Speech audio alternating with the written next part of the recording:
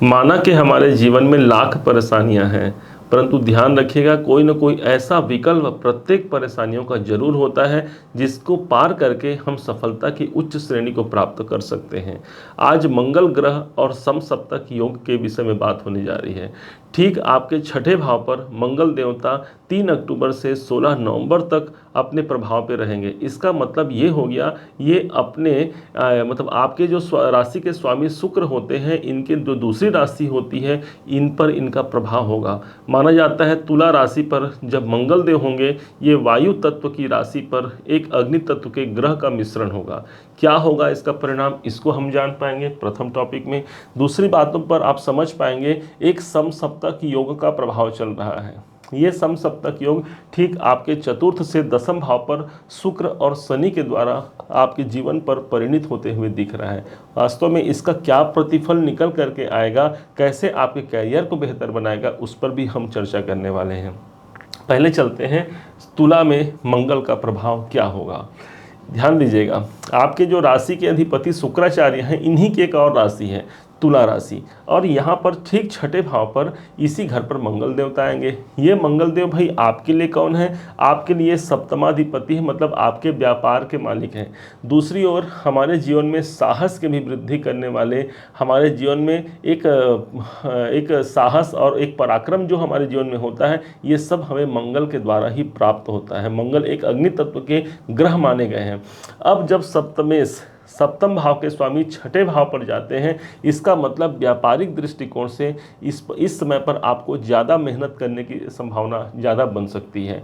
मेहनत करने का तात्पर्य ये होगा भाई, यदि हमें सफल होना है तो मेहनत से हम कैसे पीछे हट सकते हैं, हमें ज़्यादा मेहनत करने की आवश्यकता पड़ेगी। छठे भाव जब कोई भी ग्रह अपने से 12वें घर पर होते हैं, उससे कुछ दृष्टिकोण से बहुत अच्छा नहीं माना जाता। यहाँ पर आपको ज़्यादा सतर्कतापूर्वक अपने व्यापारिक दृष्टिकोण को अच्छा बनाने की आवश्यकता है। किसी का सहायता लेकर के, किसी के द्वारा उनके मानसिक एक वो ले सकते हैं, एडवाइस ले सकते हैं, और जिसके द्वारा हमारे कार्य बन सकते हैं, आपको ये मानना है। क्योंकि यदि आप व्यापारी नहीं हैं, आप नौकरी पेशा से युक्त हैं, तब तो ये मंगल आपके लिए और अच्छा प्रभाव देगा। क्यों प्रभाव देगा? क्योंकि छठा भाव हमारे मंगल का स्थान होता है, मतलब छठे भाव हमारे नौकरी का स्थान होता है, जहाँ पर मंगल देव बैठे हैं। जो लोग पुलिस में, मिलिट्री में, या फिर सैनिक इत्यादि कार्यों में, या फिर किसी प्रकार से कोर्ट कचहरी कार्यों में, यदि इनसे जुड़ करके आपका कोई पेशा है, कोई कार्य है, कोई नौकरी है, उन सबको यहाँ पर पॉजिटिव प्रभाव देखने को मिलेगा। मंगल चूँकि युद्ध के कारक भी माने गए हैं, और छठा भाव हमारे जीवन में शत्रुओं को प्रदर्शित करता है। इस समय पर जो आपके प्रबल से प्रबल शत्रु भी इस समय पर नतमस्तक हो सकते हैं आपसे, क्योंकि मंगल देवता आपके साहस इस समय पर छठे भाव पर गए हैं। मंगल का यहाँ पर आना एक प्रकार से भी मान सकते हैं, यही स्थान हमारे कर्जे का भाव होता है। यदि पूर्व में कोई विशेष कर्जा चल रहा है, तो मंगल एक ऐसा साहस दे सकते हैं, एक ऐसा परिश्रम आपके ऊपर दे सकते हैं, जिससे हम कर्जे से बाहर निकलने का कोई एक विकल्प ढूंढ सकते हैं। यही मंगल के पास एक आधिपत्य होता है 12वें भाव का, 12वें घर के स्वामी हैं।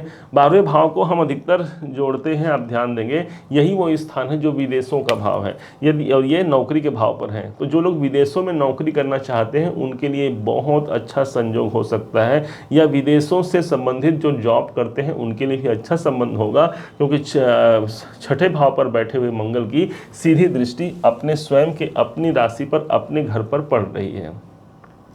निवेश के दृष्टिकोण से देखा जाए तो हाँ, कुछ सतर्कता रखने की आवश्यकता होगी। कहीं पर धन लगाना है, कहीं पर खर्च करने हैं, तो आपको सतर्कता की आवश्यकता होगी। भाई कहाँ मेरे पैसे जा रहे हैं, कहाँ आ रहे हैं, इस बात का अच्छे ढंग से आप विश्लेषण करने के पश्चात ही अपने पैसे को कहीं लगाते हैं, तो आपको सफलता यहाँ पर प्राप्त हो सकती है।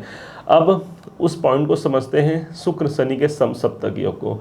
देखिए, आपको बता दें कि शुक्र देवता जो आपके अपने राशि के स्वामी बनते हैं, वृषभ राशि के, वृषभ लग्न के, यदि कोई इनके लग्नेश या राशि के स्वामी बनते हैं, वो होते हैं हमारे शुक्राचार्य जी महाराज, और यही आपके चतुर्थ पर चल रहे हैं, 1 अक्टूबर से आए हुए हैं, और ऑलरेडी पहले से हमारे शनि देवता आपके दसम भाव पर ही विराजमान है। माना जाता है जब शुक्र और शनि का कॉम्बिनेशन, दोनों ग्रह एक दूसरे के 180 डिग्री के अंतराल पर आ जाते हैं, आमने सामने हो जाते हैं, इस स्थिति को एक समसप्तक योग की उपाधि दी गई है। सम अर्थात समान, सप्तक अर्थात एक दूसरे से आमने सामने 7वें भाव पर। शनि से गिना जाए तो 1 2 3 4 5 6 7, शुक्र से गिना जाए तो 1 2 3 4 5 6 7, 7वें भाव पर एक दूसरे ग्रह बैठे हैं। अब वास्तव में इनका क्या प्रभाव होगा, ध्यान दीजिएगा। वृषभ जो आपके अपने राशि के अनुसार ये शुक्र देवता आपके राशि के स्वामी तो बनते ही हैं, साथ ही साथ ये आपके योग कारक ग्रह बनते हैं, इसलिए शुक्र की स्थिति आपके लिए परम शुभ और कल्याणकारी होगी। दूसरी ओर शनि की यदि बात करते हैं, क्योंकि समसप्तक योग शनि और शुक्र के द्वारा बनता है, ध्यान दीजिएगा ये 1 अक्टूबर से लेकर के 3 नवंबर तक ये योग रहेगा। शनि देवता आपके भाग्य के स्वामी होते हैं, मतलब भाग्य का डिपार्टमेंट भी इनके पास है, और 10वें भाव पर स्थित है, मतलब कि आपके कर्मों का डिपार्टमेंट भी शनि देवता लेकर के उसी घर पर बैठे हैं। इन दोनों का समावेश, शुक्र को हम धन के कारक मानते हैं, शनि देवता हमारे कर्म के कारक हैं। इस समय पर कर्म और धन इन दोनों का मिश्रण रहेगा, अर्थात जितना आप कार्य कर पाएंगे उसका पारिश्रमिक आपको उतना अवश्य मिलेगा। ये बात को आप समझिए, इस बात को जानिए। शुक्र देवता आपके लग्नाधिपति हैं, स्वास्थ्य के दृष्टिकोण से अच्छा माना जाएगा। शनि का प्रभाव आ जाना, शनि जिस भाव को देखते हैं उस भाव को डिले भी करते हैं, तो शुक्र जब आपके लग्नेश को देख रहे हैं तो स्वास्थ्य संबंधी जो चिंताएं हैं, आयु संबंधी जो चिंताएं हैं, इसमें एक प्रकार से विलंब होने की आवश्यकता हो, एक संभावना बन सकती है। साथ ही साथ यही शुक्राचार्य जी महाराज आपके 6ठे भाव के मालिक हैं, जहाँ पर अभी अभी आपने देखा उस भाव पर मंगल बैठे हुए हैं। शुक्र और शनि का कॉम्बिनेशन, शनि आपके भाग्य स्थान के भी मालिक बनते हैं, इसलिए भाग्य की उन्नति के दृष्टिकोण से एक अनुकूल समय आप इसे मान सकते हैं। भाग्य का सहारा जब हमारे राशि के स्वामी को मिल जाए तो भाग्य की प्रबलता को भला कौन रोक सकता है। दोनों ही परिप्रेक्ष्य में यहाँ पर कोई अच्छे परिणाम आपके जीवन पर निकल करके आपको मिल सकता है। ध्यान दीजिएगा, शुक्र और शनि दोनों ही आपके प्रबल योग कारक ग्रहों में आती हैं, और जब इन दोनों का आपस में समसप्तक योग बनता है, मतलब कोई ना कोई भाग्य उन्नति का एक रास्ता मिल सकता है। जो बच्चे उच्च शिक्षा प्राप्त कर रहे हैं उनको सफलता की संभावना बढ़ सकती है। 9वां भाव चूंकि हमारे पिता से संबंध रखता है, तो पिता से भी धन की प्राप्ति का एक सोर्स बन सकता है। 9वां भाव हमारे आध्यात्मिकता को प्रदर्शित करता है, हमारे धर्म के प्रति आस्था को प्रदर्शित करता है। इन दोनों ही दृष्टिकोण से जो समसप्तक योग है आपके लिए कोई ना कोई पॉजिटिव एक भाग्योन्नति का एक दौर, एक समय लेकर के आ सकता है। शनि क्योंकि कर्म के कारक कर्म भाव पर हैं, हम जो भी कार्य करते हैं, चाहे व्यापार करें, चाहे नौकरी करें, या किसी अन्य कार्य पर भी हमारा कार्य हो, उन कार्यों में शुक्र का समावेश होना, तो ये समझिए या तो हमारा इंक्रीमेंट होना, क्योंकि शनि और शुक्र का संबंध है। इंक्रीमेंट विशेष तौर पर धन के रूप में हो सकता है, ध्यान दीजिएगा, क्योंकि शुक्राचार्य जी महाराज धन के प्रतीकात्मक माने गए हैं, इसलिए इंक्रीमेंट धन की बढ़ोतरी। आप व्यापार कर रहे हैं, हो सकता है उसमें धन की बढ़ोतरी हो जाए। धन की बढ़ोतरी मतलब आपका व्यापार चलने लगे या लाभ देने की स्थिति इस समय पर आपको मिल सकती है, आपको बन सकती है। ओवरऑल देखा जाए दोनों ही ग्रहों का एक शुभ संकेत आपके जीवन पर कुछ बहुत अच्छे परिणाम की ओर इशारा कर रहे हैं। आप अपने कार्य में लग जाइए। शुक्र और शनि दोनों की कृपा और मंगल देव की कृपा बनी हुई है। आपके कार्य निरंतरता से आगे बढ़ने की संभावना इसी अक्टूबर महीने में यहाँ पर प्रदर्शित होते हुए आपको दिख सकती है।